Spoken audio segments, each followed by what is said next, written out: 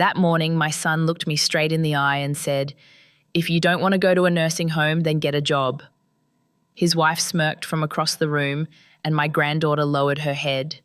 I didn't shout, I didn't beg, I simply smiled, the kind of smile you give when your heart breaks clean in two. An hour later, as I packed my blue suitcase, a black car stopped in front of the gate. That car changed everything. If you've ever been through something like this, hit that like button or leave a comment below. I read every one of them. Now, let me tell you how it all started. When my son Ethan said those words, the world around me stopped breathing. I could still hear the faint hum of the refrigerator, the ticking of the wall clock, the distant laughter from the TV in the living room, but inside me, everything went silent. My ears rang as if someone had slammed a door inside my head. If you don't want to go to a nursing home, then get a job. The sentence echoed like a gunshot fired in slow motion. My hands trembled, but not from age, from the weight of a truth I had refused to see for too long. He wasn't saying it out of frustration. He meant it. Every syllable was cold, sharp, deliberate. Ethan stood there, tall and confident, wearing the same grey suit I had bought him when he got his first promotion. He was 38 now, a grown man with a family, a mortgage, and apparently no memory. His wife, Megan, leaned against the kitchen counter, arms folded, with that smug smile she always wore when she thought she'd won something. "He's just being honest, Mum," she added. "You've been here for months and we really need our privacy." Privacy. That word hit me harder than the rest. Privacy from what? From me? The woman who once stayed up all night sewing his Halloween costumes, who skipped her own meals to pay for his school trips, who held his hand through every fever, heartbreak, and broken bone. Now I was an inconvenience, an unwanted shadow in my own child's home. I looked at them both, and 1,000 words fought to leave my mouth, but none did. I just smiled. Not the kind of smile people give when they're fine, but the one that hides a storm. My throat burned and my eyes stung, but I refused to cry. I had already wasted too many tears on people who didn't notice them. "I'll figure something out," I said finally, my voice soft but steady. Ethan nodded, relieved that I didn't argue. Megan picked up her phone, already done with the conversation. "Good," she murmured. "We'll talk later about arrangements." Arrangements. I was a shipment now, something to be delivered elsewhere. I turned away before they could see my face twist in pain. I walked down the narrow hallway to my room, a small guest space that used to be the storage closet before they remodeled the house. My steps were slow, deliberate. I closed the door behind me and leaned against it, my heart pounding in my ears. I looked around the room, a narrow bed, a tiny dresser, a few family pictures I had placed on the nightstand to make it feel like mine. The air smelled faintly of lavender and cleaning spray, the kind Megan used every morning after I finished making breakfast. She always sprayed it right after, like she needed to erase my scent from the kitchen. I sat on the edge of the bed and tried to breathe. The silence pressed on me like a heavy blanket. I wanted to scream, but all that came out was a weak laugh. "A job," I whispered to myself, at 65. I had worked all my life, 40 years as a nurse, 40 years of caring for strangers while my body broke piece by piece. My back still ached from the double shifts, my hands still bore scars from needles and disinfectants, and now my own son wanted me to get a job. I stood up, opened the closet, and pulled out my old blue suitcase, the same one I had used when I first moved out of the house I shared with my late husband, Michael. The zipper squeaked like an old memory waking up. I started packing in silence. 2 pairs of jeans, a few blouses, my nightgown, my Bible, a small jewelry box with my wedding ring, and the photo of Ethan as a baby. He was smiling in that picture, wide, pure, with eyes that looked at me like I was his whole world. When I held that photo, my fingers trembled. Somewhere between that little boy and this man in a suit, I had lost him. Or maybe he had lost me. Outside, I heard a car horn, a deep, steady honk. I peeked through the curtain, expecting to see the delivery truck that came by every Thursday. But no, it wasn't that. Parked by the iron gate was a black sedan, shiny, elegant, unfamiliar. Its engine purred softly, like a cat waiting for attention. I frowned. No one I knew drove a car like that. Megan's voice echoed from the kitchen, sharp and curious. "Ethan, who's that? Are you expecting someone?"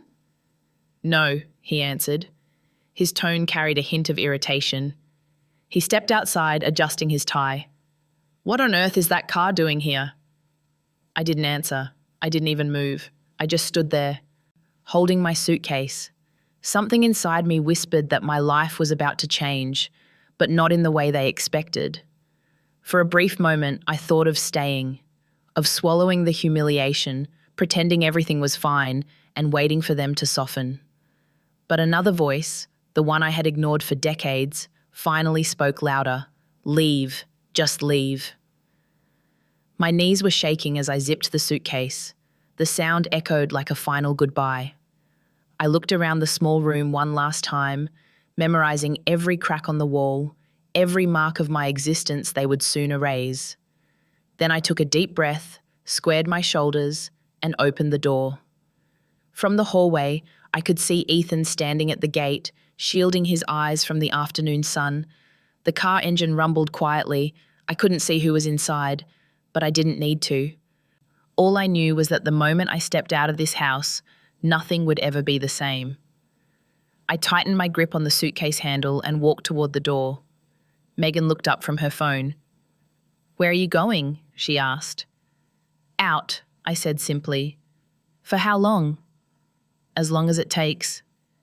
And before either of them could stop me, I stepped out into the sunlight.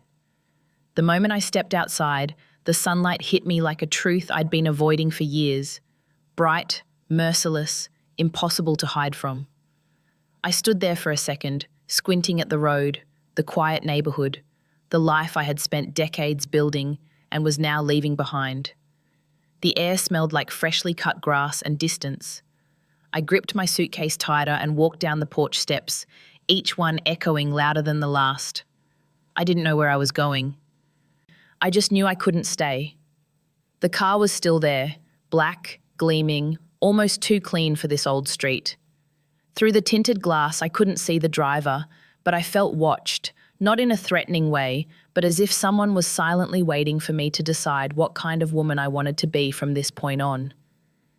I turned back toward the house one last time. Ethan was standing by the door, arms crossed, trying to look composed. Megan stood beside him, pretending to check her phone but clearly enjoying the performance. The look on Ethan's face wasn't guilt, it was relief. Relief that his burden was about to walk away on her own. That realization sliced through me deeper than any insult. I forced a smile, nodded once, and walked away. My suitcase wheels made a faint rattling sound on the pavement. It was the sound of something ending, quietly, painfully, without applause. As I walked, my mind drifted back to the years that had brought me here. The years I had chosen to remember as warm, even when they burned. I could still see Ethan as a boy, running down this same street with scraped knees and a lunchbox bouncing against his side. Back then, he used to wave at me from the school bus window every morning, mouthing, "Love you, Mum." I used to wait at that corner with a thermos of hot cocoa on cold days. I would do anything to see that little boy again, to tell him that I was proud of him, that I forgave him for everything he hadn't even done yet. But the truth is, that little boy was gone long before this day. I had just refused to see it. The first cracks appeared years ago after he married Megan. She was beautiful, confident, and ambitious, the kind of woman who didn't see value in anything that couldn't be measured in status or dollars. I tried to be kind. I gave her my wedding pearls, cooked her favorite dishes, even babysat their daughter so they could have time together. But no kindness ever reached her. She saw me as clutter, something that came with Ethan's past but didn't belong in their present. I still remember the first time she told me, "Eleanor, oh, sorry, Mum, you should really think about getting your own place. It's healthier for everyone." I laughed it off then. I thought she was just being young and thoughtless. I didn't know that someday she'd make Ethan believe the same thing. After my retirement, when I moved in with them, I told myself it was temporary. My health wasn't great, and being close to family made sense. But from day one, I could feel the tension. I made sure to stay out of their way. I cleaned up after myself, cooked dinner, watched my granddaughter quietly in the corner while they scrolled through their phones at the table. Still, I could feel Megan's eyes on me, sharp, judging, always looking for reasons to remind me that I didn't belong. Eleanor, could you not leave your cup there? Eleanor, please don't use that towel, it's decorative. Eleanor, maybe don't interfere when we discipline our child. Each comment was small on its own, but together they became a storm. I tried talking to Ethan once. I told him I felt out of place, that I could sense Megan didn't want me around. He sighed, rubbed his temples and said, "Mom, you're overthinking. Megan's just particular about her space." Her space. The house that stood on land Michael and I had bought 30 years ago. The same plot where we'd raised Ethan, built a swing in the backyard, planted rose bushes by the fence. My husband's ashes rested beneath the oak tree behind the house, and now it wasn't even my space. The irony was almost funny. The wind picked up, brushing against my grey hair. My knees ached, but I kept walking. I passed Mrs. Davis's old mailbox, the one I helped her repaint one summer, and the little grocery store on the corner where the cashier used to call me sweetheart. Those people still knew me, but they didn't know what I'd become, a woman who'd outlived her usefulness. I reached the bus stop and sat down, resting the suitcase beside me. For a moment, the exhaustion caught up. My body felt heavy, but my heart was heavier. I thought about calling someone, but there was no one left. My siblings had passed. Friends from the hospital had drifted away after I retired.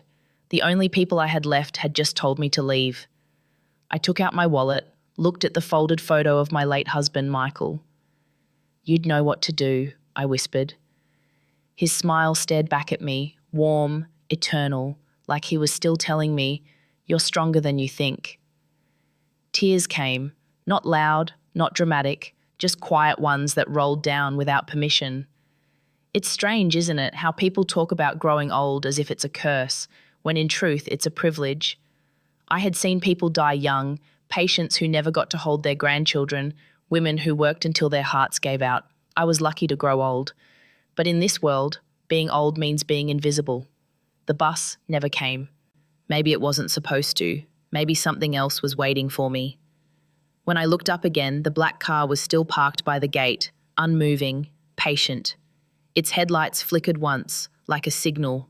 My chest tightened. I didn't know why, but I felt drawn to it, like the universe had sent me a messenger wrapped in leather seats and mystery. I stood up slowly, brushing off my skirt, and turned back. The house stood there, silent, watching me go, unaware that it had just lost its heart. I took one last deep breath and whispered, "Goodbye, Michael. Goodbye, home." Then I walked toward the car. When I reached the car, the engine went quiet, like it had been holding its breath for me. For a second, I just stood there on the sidewalk, suitcase in hand, unsure whether to approach or to turn back. Then the tinted window rolled down halfway, and I saw the driver's face, older, weathered, but familiar in a way that made my heart stumble. "Eleanor Hayes?" he asked. His voice was deep, calm, the kind that used to make me feel safe. I blinked. No one had called me by my full name in years. Not since Michael. Not since I was someone with a name, not just Mom or Grandma or her. "Yes," I said carefully. "Do I know you?" He smiled faintly. "It's been 40 years, but I never forgot you." That voice, it struck something deep, something buried under decades of exhaustion. "Thomas?" I whispered. He nodded once, like the name still belonged to him. "Get in, please. Let's talk." I should have hesitated, but I didn't. I walked around the car, opened the door, and slid into the passenger seat. The air inside smelled like cedar and faint cologne, like time had stopped and waited. He looked at me gently. "You look exactly how I imagined you'd look now. Still strong, still beautiful. I laughed under my breath. You need new glasses. No, he said. I just need you to believe me. The car rolled forward, slow and steady. Through the window, I saw Ethan still standing on the porch, arms crossed, his expression unreadable. Megan beside him, already pulling him inside. They didn't wave. They didn't even look at me again. That hurt more than I expected. I turned away, facing the road, watching my reflection blur against the glass. How did you even find me? I asked. Thomas smiled without looking at me. Old friends. One of the nurses from St. Mary's told me you'd retired. I sent a few letters. Did you never get them? Letters. My heart sank. I remembered Megan sorting the mail every morning, tossing some envelopes into the recycling bin before I saw them. No, I whispered. I didn't. He sighed, not surprised. Then I'm glad I came myself. I closed my eyes for a moment, letting the hum of the tires calm me. I hadn't realized until then how long it had been since I'd felt safe sitting beside someone. We drove in silence for a few miles. The town disappeared behind us. The grocery store, the elementary school, the church where Michael's funeral had been held. I pressed my hand against my chest, half expecting my heart to protest. Instead, it was still, tired, but steady. Thomas finally spoke. Where were you planning to go? I wasn't, I admitted. I was just leaving. He nodded, like he understood. Then you're coming with me. I turned to look at him. Thomas, I can't just... You can, he interrupted softly. You need a place to breathe, Ellie. You've been drowning in silence for too long. The way he said my old nickname made something break open inside me. Michael had never called me that. Only Thomas did, back when we were young and foolish and thought love could survive anything. We were supposed to marry once.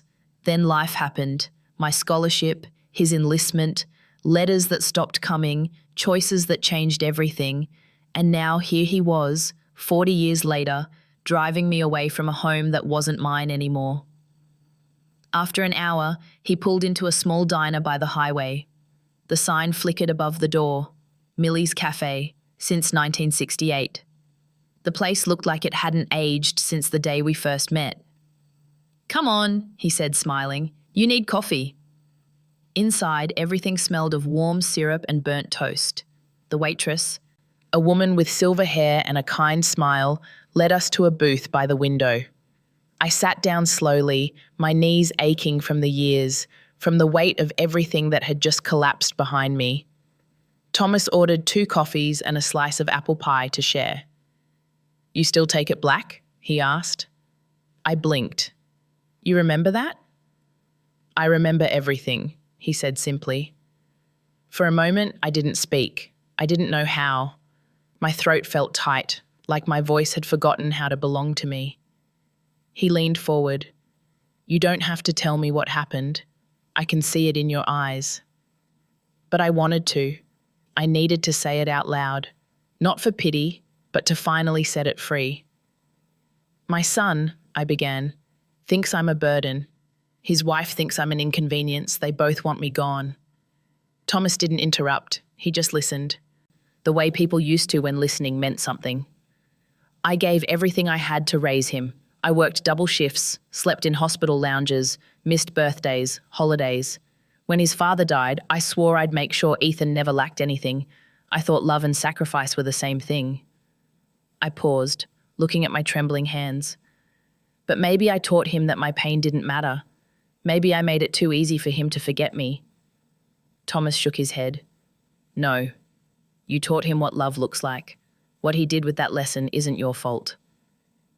I looked out the window, watching cars pass by in blurs of colour. You make it sound simple. It is simple, he said. People forget kindness faster than cruelty, but life has a strange way of remembering for them. His words settled over me like a quiet truth. The waitress brought our coffee. I wrapped my hands around the warm cup, letting the heat seep into my skin. For a long moment, neither of us spoke. The clinking of dishes and the hum of a jukebox filled the silence. Then Thomas said something I didn't expect. "Come to North Carolina with me." I looked up. "What?" "I have land, a farmhouse, vineyards. It's peaceful. You can stay there as long as you want. No rent, no pressure, just peace." I laughed softly, shaking my head. "Thomas, that's crazy. You barely know me anymore." He smiled. "Ellie, I've known you all my life. Time doesn't erase that." Something about the way he said it, calm, certain, made me believe him. For the first time in years, I didn't feel small. I didn't feel invisible. I felt seen. We left the diner just before sunset. The sky burned orange and gold, the kind of sky that looks like forgiveness. As we got back in the car, Thomas opened my door for me, the way men used to do when respect still meant something. I sat down, clutching my suitcase, and watched the fading sun through the windshield. As the car pulled onto the highway, I looked back one last time. The town was shrinking behind us, turning into shadows and distance. I thought of Ethan and Megan, probably having dinner, laughing, maybe even relieved that I was gone. The betrayal didn't sting anymore. It just felt heavy, like a bruise that had stopped hurting but would always stay. I whispered to myself, maybe this is what freedom feels like, when everything you thought you needed finally lets go. Thomas glanced at me, smiled softly, and turned on the radio. A slow jazz song filled the car, familiar and old. We didn't speak again for miles, but in the quiet between us, something shifted. I wasn't running anymore. I was being carried, not by him, but by the part of myself I thought had died years ago. We drove for hours through the long stretch of Southern Highway, the sun melting into the horizon, painting the world in amber light. I hadn't traveled this far in years. The hum of the tires against the asphalt was hypnotic, steady, almost like a lullaby. Thomas didn't talk much, and I didn't need him to. The silence between us wasn't heavy. It was healing. After everything that had happened, silence no longer felt like loneliness. It felt like space to breathe. By the time we crossed into North Carolina, the sky had turned a deep violet. Fireflies blinked along the edges of the road like tiny souls lighting the way. I rolled down the window, letting the cool air brush against my face. For the first time in years, I didn't feel trapped. I didn't feel watched. I didn't feel small. When we finally turned off the main road, a wooden sign appeared, illuminated by the headlights, Reynolds Vineyards. I felt a strange flutter in my chest. Thomas looked at me, smiling. "Welcome home." "Home?" I repeated softly. The word felt foreign on my tongue, like something I'd forgotten how to say properly. He parked in front of a wide, two-story farmhouse surrounded by endless rows of vines that glimmered under the moonlight. A white porch wrapped around the front, with a swing gently moving in the breeze.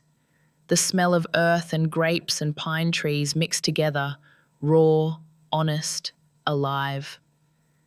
I stepped out of the car, my shoes sinking slightly into the gravel. Crickets sang somewhere in the distance. The air was thick with summer. Thomas grabbed my suitcase before I could protest. "I'll take that," he said with a grin. I followed him up the porch steps. The wooden boards creaked in that comforting, old house kind of way. He opened the front door and motioned for me to go in. The house was warm, cozy, and lit by soft lamps. Wooden floors, bookshelves filled to the brim, photos on the walls. It smelled like cinnamon and thyme. It wasn't a mansion, it was a home, a place where stories lived. "I kept this room for guests," he said, opening a door on the left, "but something tells me it's yours now." Inside, there was a bed covered in white quilts, lace curtains fluttering by an open window, and on the nightstand, a small vase with fresh lilacs. I froze. "Lilacs," I whispered. "You remembered." He smiled. "You told me once they were your favourite, said they smelled like second chances." I touched the petals, my fingers trembling slightly. "That was a lifetime ago." He looked at me for a long moment. "Maybe this is the next one." Those words sank deep. I didn't answer. I couldn't. I was afraid if I spoke, I'd break whatever fragile magic had wrapped itself around this moment. That night, I couldn't sleep. Not because I was uncomfortable, the bed felt like heaven after months of tension, but because my mind wouldn't stop replaying the day, the conversation, the way Ethan looked at me, the way the door closed behind me, and the way Thomas said, "Welcome home." I got up and went to the window. Outside, the vineyard stretched endlessly, silver under the moonlight. Somewhere out there, I could hear frogs croaking and the distant hoot of an owl. It was quiet, so quiet it made me realize how loud my life had been when I lived with Ethan. The criticism, the judgment, the sighs, the constant reminders that I wasn't enough. Here, the silence didn't accuse me, it accepted me. I sat by the window, pulled the blanket around my shoulders, and whispered to myself, "You made it out, Eleanor. You really did." The next morning, sunlight poured through the curtains, soft and golden. I woke up to the smell of coffee and the faint sound of humming from the kitchen. When I walked in, Thomas was there, wearing a faded apron, flipping pancakes like he'd been doing it all his life. "You're up," he said, smiling. "I was about to come get you." "I haven't been woken by the smell of pancakes in years," I said, laughing lightly. "Then we'll make it a habit," he replied. We ate breakfast by the window, overlooking the vineyard. The air was fresh, and the world felt simple again. I told him about my life after we lost touch, the hospital, the marriage, Ethan, the long years of work. He listened without interrupting, his eyes soft with empathy. When I finished, he said quietly, "You've carried everyone else's pain your whole life. It's time you let someone carry you for a while." I wanted to argue, to tell him I didn't need anyone to take care of me, but the truth was, I was tired. I didn't want to be strong all the time anymore. "I don't know how to do that," I admitted. He smiled. "Then I'll teach you." The days passed slowly, gently. Each one peeled away a layer of tension I didn't even know I was holding. In the mornings, I walked through the vineyard, the dew dampening my shoes. The air smelled of earth and growth and possibility. Sometimes Thomas joined me. Other times he let me wander alone. He said it was important to hear the land breathe. In the afternoons, I helped him label bottles, water the flowers, cook dinner. We talked about books, about the world, about the way people forget to be kind once they start fearing time. He never pitied me, never treated me like I was fragile. He just saw me. Not as someone's mother, not as someone's burden, but as a woman who still had chapters left to write. One evening, as we sat on the porch swing, watching the sun dip behind the vines, Thomas said, "You know, I always imagined I'd end up alone. Then again, maybe some things just take longer to find their way home." I looked at him. "You really believe that?" He nodded. "I believe everything finds its way back when it's meant to, even love." I didn't answer, but I didn't have to. The quiet between us said more than words could. For the first time in a very long time, I wasn't waiting for someone else to love me. I was remembering how to love myself. That night, I wrote in an old notebook Thomas found in a drawer for me. Just a few lines. I thought my story ended when my son told me to leave, but maybe it was only the end of a chapter. And tonight, I turned the page. I closed the notebook, set it beside the vase of lilacs, and smiled. Because for the first time in years, I didn't feel lost. I felt found. The weeks that followed were like waking up in a different life, one where the air didn't carry judgment and time didn't feel like a punishment. Every morning, sunlight spilled across the porch and painted everything gold. The vines, the wooden railings, even my coffee mug.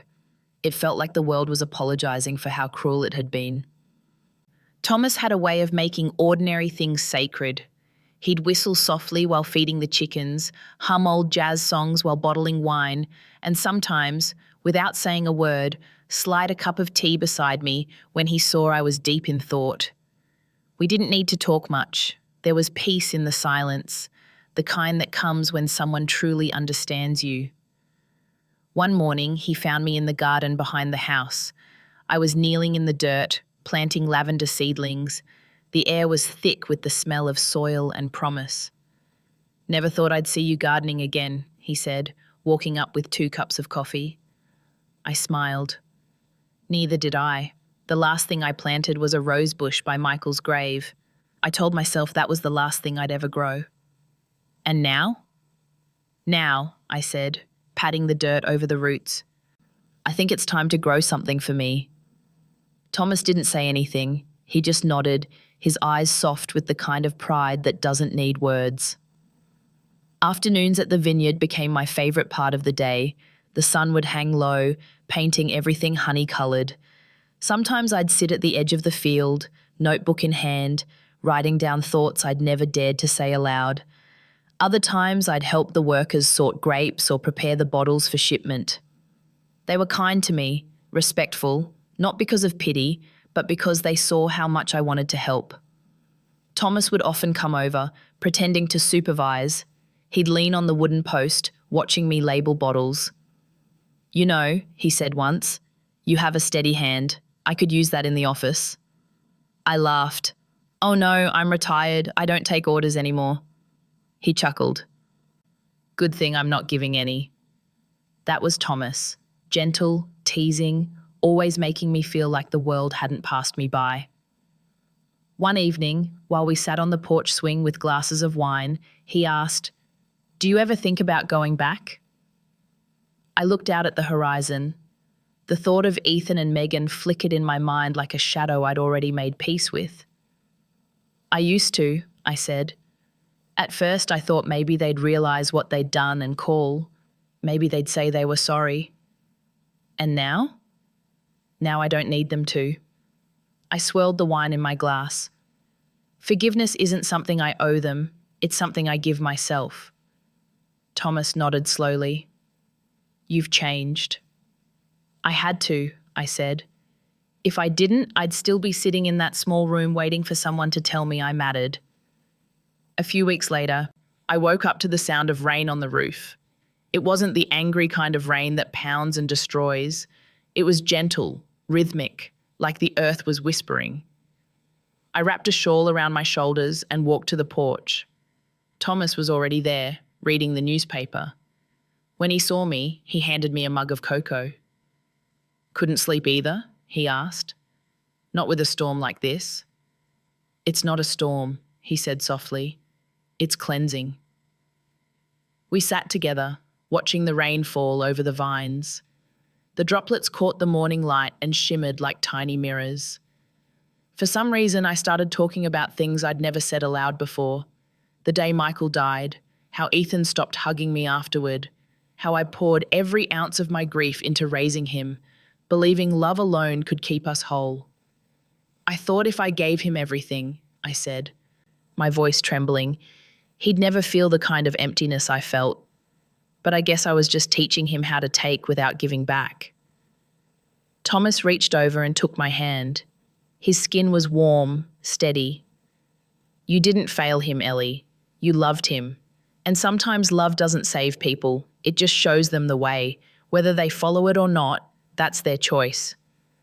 I looked at him, tears threatening but not falling. "You always make it sound so simple." He smiled. "That's because you've been living on hard mode your whole life." We both laughed quietly. And for the first time, that laughter didn't come from pain. It came from gratitude. In the following days, I started doing something I hadn't done in years: writing. Not just notes or thoughts, but stories. At first, it was small things: letters to my younger self, memories of my patients, pieces of the life I'd lived and buried. Thomas would read them in the evenings, his glasses sliding down his nose, nodding along as if my words mattered. One night he said, "You should publish these." I laughed. Who would want to read the ramblings of a 65-year-old woman? He looked at me seriously. "People who've been where you've been. People who need to know they can survive it too." I didn't answer, but I kept writing. Maybe not for the world, but for me, for the woman I used to be, the one who stayed quiet too long. Then, one afternoon, While I was baking bread in the kitchen, my phone rang. The sound startled me. It had been silent for so long that I'd almost forgotten what it felt like to receive a call. When I saw the name on the screen, my heart froze. Ethan. I hesitated before answering. Hello? His voice was shaky, unfamiliar. Mom? I closed my eyes. Ethan. For a moment, neither of us spoke. The silence was thick with everything we'd never said. Then he broke it. She's gone, he whispered. Megan left. She said she couldn't handle me, the house, or, his voice cracked, or Amara. Amara, my granddaughter, the only light in that house. I felt the room spin. Where is she? She's with me, but I don't know what to do. She keeps crying for you. I swallowed hard. Ethan. I know I don't deserve it, he said quickly. But please, I need help. I can't do this alone. There it was, the sound of a man finally realizing what it meant to be helpless. I took a deep breath. I'll think about it. Mom, please. I said I'll think about it, I repeated softly, and hung up. The phone trembled in my hand. Thomas was standing by the doorway, his expression gentle. Are you okay? I don't know, I said. He finally called, but I don't know if I have anything left to give. Thomas stepped closer. You don't have to give him anything. You just have to decide if seeing him will heal you or reopen the wound. I stared at him, tears threatening again. I don't want to hate my own son. Then don't, he said simply. But don't lose yourself to save him again. That night I stood by the window, watching the vines sway under the moonlight. Hope and fear twisted inside me like two old friends at war. For years I had begged for a chance to be needed. Now that it was here, I wasn't sure I wanted it. Still, deep down, beneath the scars and the fatigue, a quiet voice whispered, maybe this is how healing begins, not with anger, but with choice. And for the first time in decades, I realized I had one. I didn't sleep that night. I sat by the window, watching the soft movement of the vineyard below. The moonlight spread over the leaves like liquid silver, calm and perfect, while inside me, everything churned. Ethan's voice kept replaying in my head. The desperation, the guilt, the tremor in his words. He had never sounded that small before. At dawn, Thomas found me still awake. You didn't rest, he said quietly. He didn't ask why. He already knew. I nodded. He needs help. Megan's gone. Amara's with him. Thomas poured 2 cups of coffee and sat across from me. And what do you need? The question landed heavier than I expected. I hadn't thought about what I needed in years. My whole life had been spent tending to someone else's needs, Michael's, Ethan's, my patients. Now I didn't even know what that meant anymore. I don't know, I said finally, but she's my granddaughter. I can't let her suffer because her parents forgot how to love. Thomas studied my face for a moment. Then go, but promise me one thing. What's that? Don't go to save your son. Go to protect your granddaughter and yourself. I took a deep breath. I promise. 2 days later, I was back in front of the house I had left behind. The same iron gate, the same mailbox with peeling paint. But everything felt smaller now, as if time had shrunk it in my absence. Ethan opened the door before I could knock. He looked different. His hair was messy, dark circles bruised the skin under his eyes.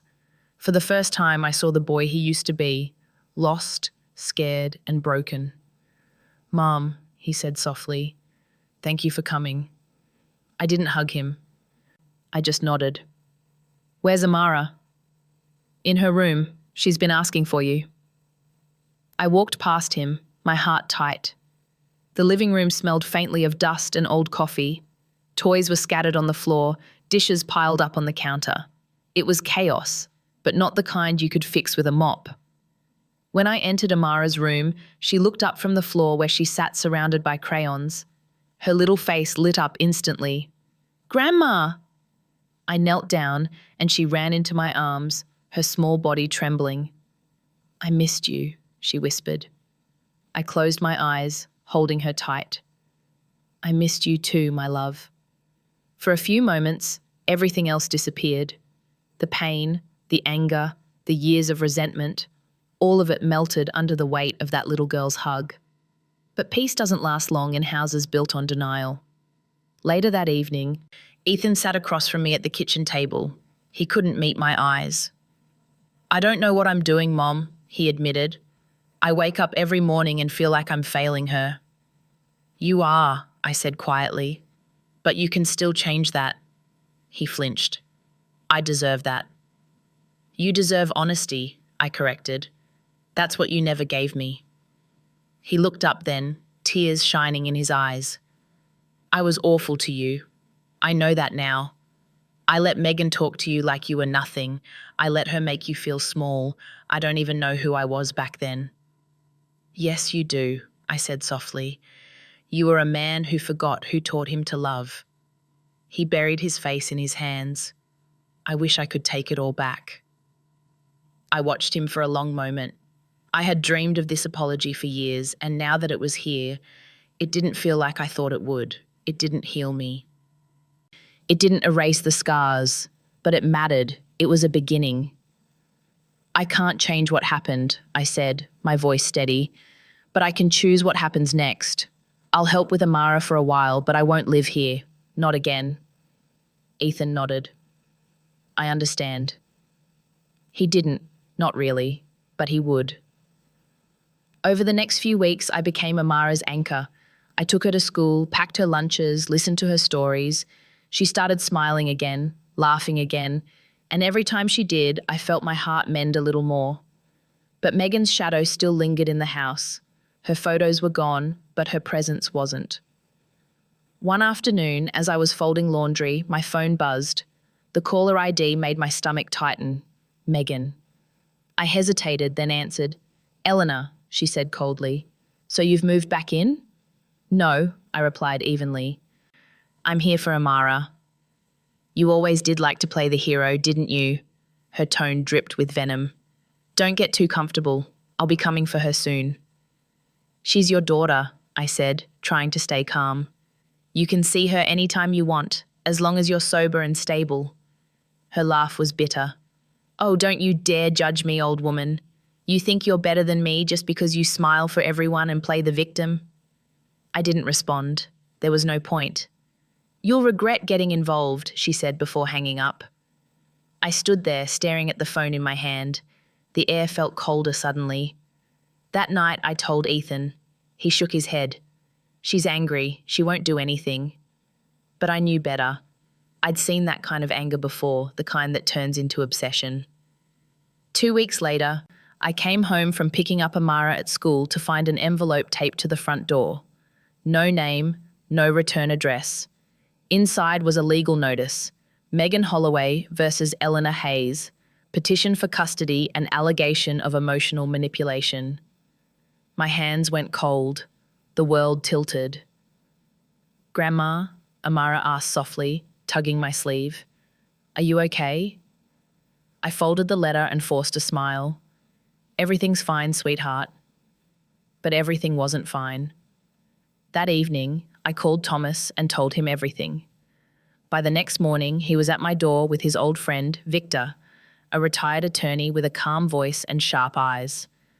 Victor read the papers carefully. "It's baseless," he said, "but she's playing dirty. You'll need to fight back." I felt my throat tighten. "I don't want to fight. I just want to keep my granddaughter safe." Victor nodded. "Then we'll do it the right way." He helped me file for a temporary guardianship order, explaining each step slowly so I wouldn't feel lost. Ethan supported me fully. Guilt had turned him into an ally now. Still, I could see the fear in his face. He was afraid of losing his daughter, and maybe of losing the mother he'd already pushed away once. At night, after everyone was asleep, I sat at the kitchen table and wrote in my notebook again.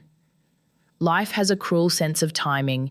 It waits until you've healed before testing your scars. But this time, I won't break. This time, I know who I am. The first court hearing was brutal. Megan showed up in a sharp suit, all polished arrogance, painting herself as a devoted mother. Her lawyer accused me of alienating Amara, of creating emotional dependency. I kept my composure, but inside I was trembling.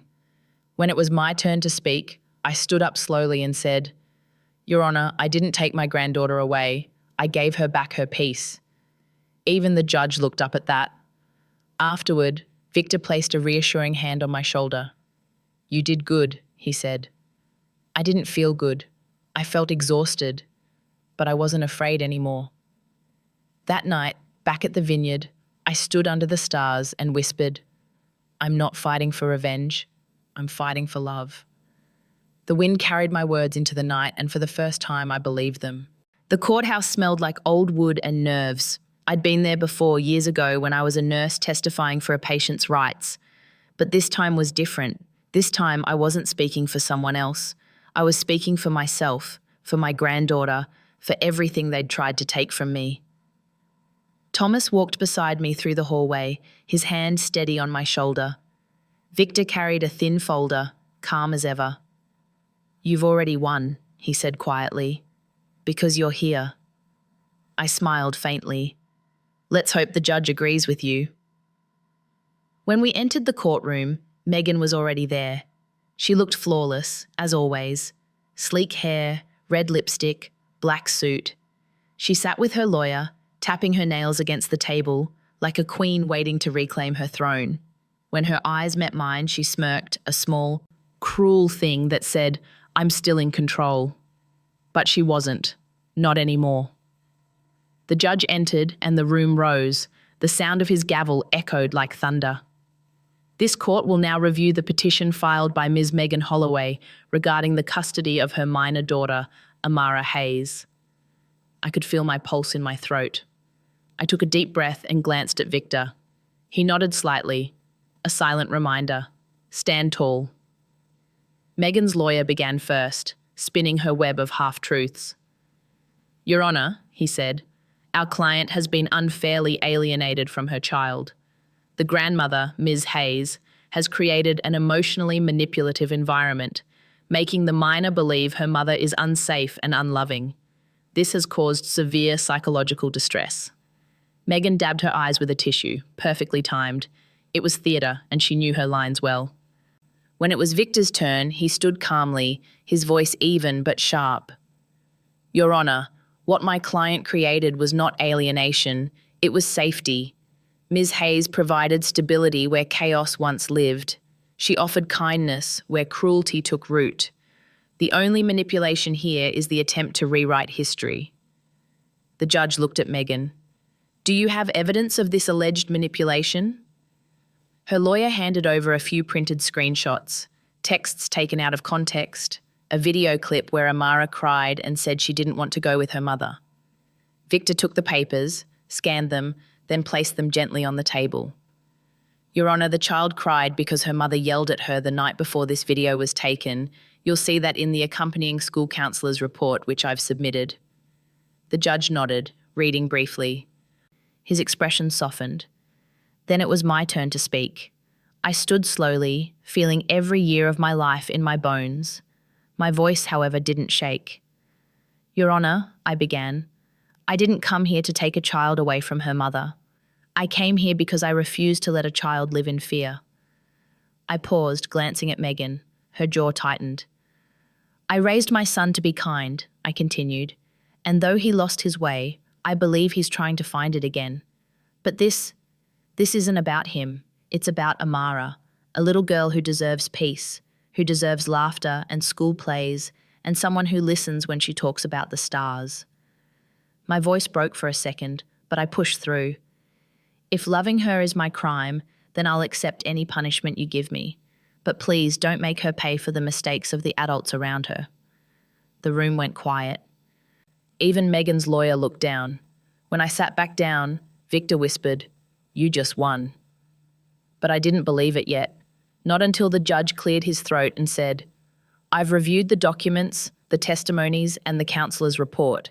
This court finds no evidence of emotional manipulation. In fact, it finds evidence of care, compassion, and stability provided by Ms. Hayes. Megan stiffened. Her lawyer tried to interrupt, but the judge raised his hand. Ms. Holloway, you have demonstrated a pattern of neglect and emotional volatility. Custody will remain with Ms. Hayes. Supervised visitation will be arranged for the mother. Case closed. His gavel hit the bench. The sound echoed like a final door slamming shut, not against me, but against the years of silence, humiliation, and pain. Megan turned toward me, fury in her eyes. You think this is over? She hissed. You don't know what I'm capable of. I stood calmly, looked her straight in the face and said, Yes, I do. That's why I'm not afraid of you anymore. She blinked, thrown off by the steadiness in my voice. Then she grabbed her purse and stormed out, her heels clicking like gunshots across the floor. Thomas exhaled slowly beside me. You were magnificent. I shook my head. No, I was just tired of being quiet. Victor smiled. That's when people are the most powerful. Outside the courthouse, Amara was waiting with Thomas. The moment she saw me, she ran toward me, her little shoes tapping against the stone floor. Grandma! I dropped to my knees, catching her in my arms. It's okay now, sweetheart, I whispered, tears spilling down my cheeks. You're safe. She pulled back, her small hands touching my face. You're crying. Happy tears, I said, laughing through them. Just happy tears. Thomas crouched beside us, resting a hand on my shoulder. You did it, Eleanor. No, I said softly, looking at Amara. We did. That evening, we celebrated at the vineyard. The sky was streaked with pink and orange, the air warm and full of life. Thomas cooked his famous pot roast, Amara baked a crooked chocolate cake, and Victor brought a bottle of the vineyard's finest wine. We ate outside on the porch, laughing, sharing stories.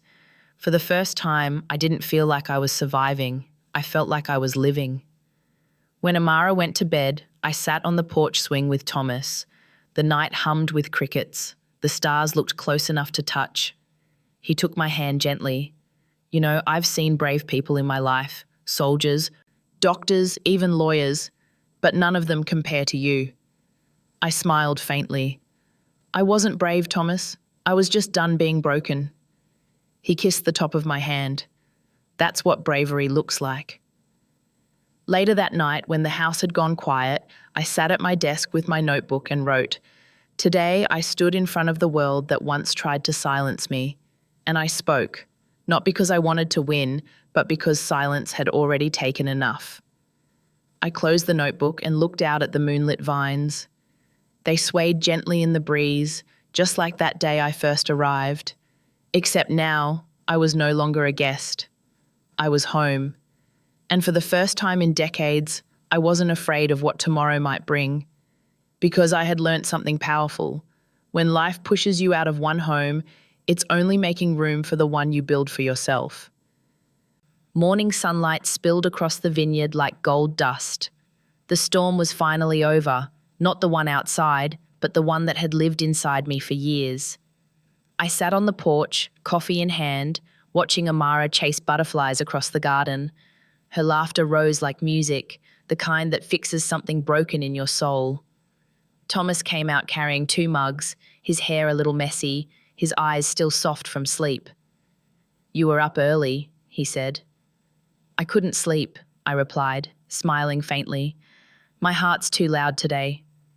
He handed me my second cup of coffee and sat beside me. Loud with what? Peace, I said after a moment. It's been so long, I forgot what it sounded like. He chuckled quietly. You've earned it. I took a sip, letting the warmth settle inside me. The air smelled of earth and hope. The vines were heavy with fruit, the promise of another harvest. Life had continued, and somehow, so had I. In the months after the trial, things began to fall into place in ways I never expected. The community that once gossiped about me began to approach with smiles, small apologies hidden in their words. Some brought pies, others flowers. One woman said, "You made us realize it's never too late to fight back." I didn't hold grudges. I was too busy being grateful. Amara thrived. She painted, sang, and filled every corner of the house with joy. On weekends, she followed Thomas around the vineyard, asking endless questions about grapes, roots, and soil. He answered each one like she was the most important person in the world. Sometimes I caught myself watching them together, the man I once lost and the child I almost lost, and thought, maybe that's what healing really is. Not forgetting what hurt, but building something beautiful on top of it. One afternoon, while Thomas was labeling wine bottles and Amara was painting on the porch, I sat at my desk, looking at my old notebook. The pages were filled with fragments, bits of my story, letters I'd never sent, prayers I'd whispered in silence. I started writing again, not because I wanted to be heard, but because I finally had something to say. They told me I was too old to start over, too tired, too late. But I learned that the only thing truly too late is the moment you stop believing in yourself. I didn't realize I was crying until a tear fell on the page. Not from sadness, from release. A few weeks later, an envelope arrived in the mail. The sender's logo said Horizon Publishing. I thought it was a mistake at first, but when I opened it, my breath caught. They had read about my case, seen the court transcripts, and found my statement. Your words moved us, the letter said. We'd like to publish your story. The world needs to hear it. I sat frozen for a long time. Then I called Thomas. He arrived breathless, wiping his hands on a towel. What's wrong? I handed him the letter. His eyes scanned it, and then he looked at me with a smile that lit up his whole face. Eleanor Hayes, he said softly. The world is finally catching up to you.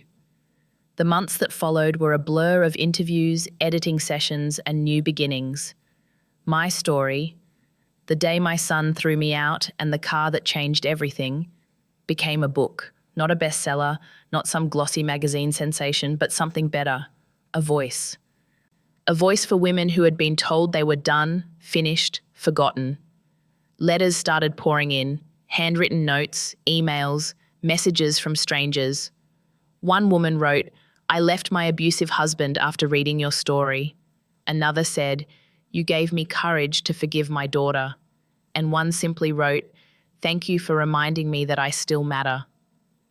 I read every one of them, often through tears. I realized then that pain, once shared, becomes power. The book launch was small, a community centre filled with folding chairs, fairy lights, and the smell of coffee and pastries. But to me, it was grander than any ballroom. Amara sat in the front row, beaming with pride.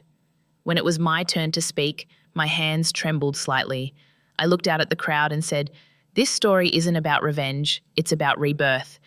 About what happens when life tries to bury you and you realise you're a seed. The applause that followed was soft at first, then grew louder, fuller, like thunder wrapped in gratitude. Life settled into a quiet rhythm after that. My book made its way into libraries, book clubs, even classrooms. I started speaking at small events, women's shelters, churches, senior centres. Each time I saw faces like mine, tired but unbroken. One day, after a talk at a local high school, a young girl came up to me. She looked nervous, clutching her notebook. Ma'am, she said, do you ever regret forgiving them? I thought for a moment before answering. No, I said, because forgiveness isn't for them. It's how I stopped carrying their sins. She nodded slowly, tears in her eyes, and whispered, thank you. That night, I wrote in my journal again, forgiveness is not surrender. It's how you take back your freedom. A year later, Thomas proposed. He did it right there in the vineyard, under a canopy of lights Amara helped hang. He went down on one knee, holding a small velvet box. I laughed through tears. Thomas Reynolds, you old fool, I said. We're too old for this. He smiled. Maybe, but I'd rather grow old beside you than waste another day wishing I had. I said yes. The wedding was simple, just a handful of friends, Victor and Amara, who carried the rings down the aisle, crying before I even said, I do. I wore a pale cream dress and carried lilacs, of course. When Thomas kissed me, the crowd cheered. I felt the weight of every goodbye I'd ever said finally lift from my shoulders.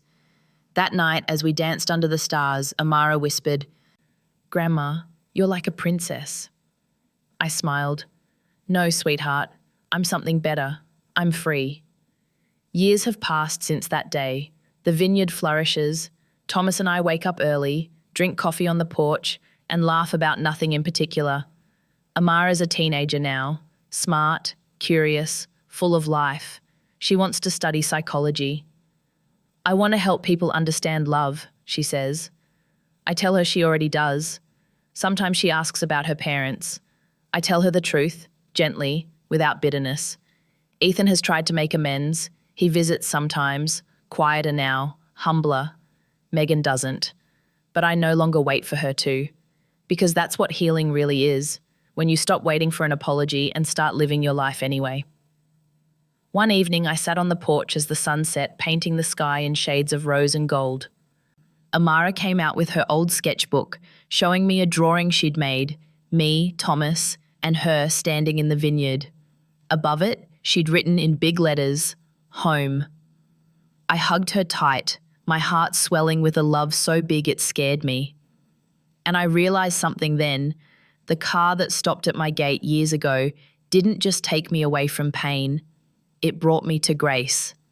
Because sometimes God doesn't rescue you by fixing what's broken. He rescues you by helping you walk away. I looked at the vines stretching across the hills, glimmering in the twilight. If anyone had told me that being thrown out of my own home would lead me here, to peace, to love, to purpose, I would have laughed. But now I know, every ending is just an invitation to begin again. So whenever someone asks me, "What happened the day your son told you to leave?" I smile and say, "That was the day my life began." I am Voices of Eleanor Hayes, where true stories are told with honesty, so that everyone can find their own strength. If this story touched you, please leave a comment below, subscribe to the channel, and share it with someone who needs to hear it. Thank you for listening all the way through. And remember, no matter your age, it's never too late to stand up, walk out, and begin again.